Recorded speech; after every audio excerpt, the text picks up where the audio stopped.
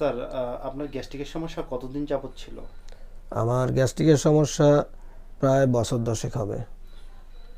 কি কি গ্যাস্ট্রিকের সমস্যা ছিল আপনার? আমার পেটে গ্যাস গ্যাস হতো, তারপর বুক জ্বালা ছিল, গলায় চিনচিন করে গলায় জ্বলতো, কোনো কিছু খাওয়ার রুচি হতো না।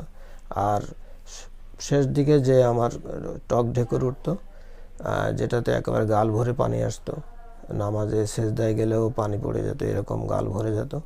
আর পানিটা নেমে যাওয়ার সময় বুকের মধ্যে ব্যথা করতো। হার্বি মেথি প্লাস খাওয়ার পরে আপনি কি কি উপকার পেয়েছেন?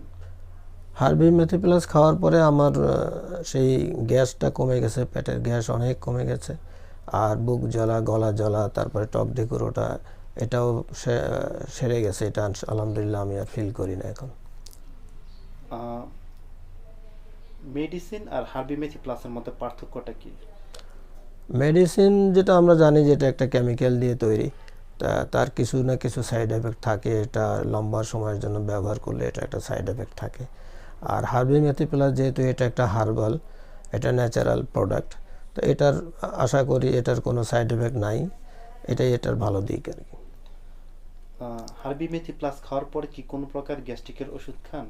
না, আমি হার্বি মেথিপ্লাস খাওয়ার পাশাপাশি আর কোনো গ্যাস্ট্রিকের ওষুধ আর আমি খাই না।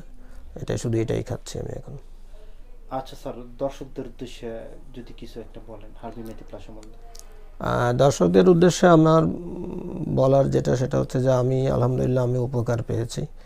এটা খেয়ে আমার গ্যাস কমে গেছে এবং গলা জ্বালা, বুক জ্বালা, টক ঢেকুর থেকে আমি মুক্তি পেয়েছি আলহামদুলিল্লাহ।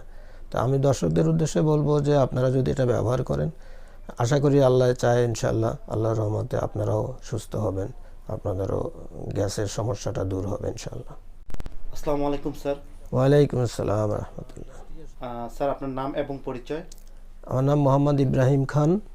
আমার বাড়ি ফরিদপুর। আমি প্রবাসে ছিলাম দীর্ঘদিন আবুধাবিতে, আবুধাবি ন্যাশনাল অয়েল কোম্পানিতে চাকরি করতাম সুপারভাইজার হিসাবে। ওখান থেকে আমি এখন বর্তমানে দেশে আসছি রিটায়ার করে।